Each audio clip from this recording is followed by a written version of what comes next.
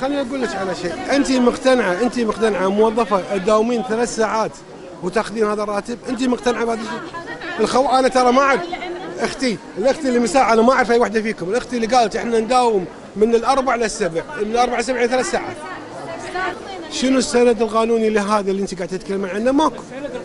جينا وخاطبنا ماشي، ما عطى ابدا، ما في يا اختي ماكو شيء اسمه شيء نفس شيء. وزاره الصحه اللي تتكلمون عنها، وزاره التربيه تتكلمون عنها، عندهم قرار من الخدمه المدنيه. انتم ما عندكم. دزيت قرار، خلي يوصلني وبنفذه حاضر. انا يا اختي، انا مثل ما انا وزير اوقاف، انا وزير عدل ولازم اطبق قانون. انا القانون يقول اني انا التزم بتعاليم الوزاره والخدمه المدنيه.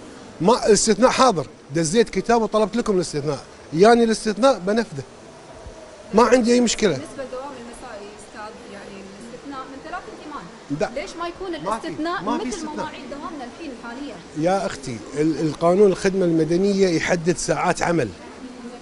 ساعات عمل، سواء كان فتره صباحيه او مسائيه. الكتاب اللي طلع بموجب دراسه سوتها الجهات المختصه، مو انا، الجهات المختصه اللي انتم تتبعون لها هم اللي قالوا يحتاجون هذه فتره العمل.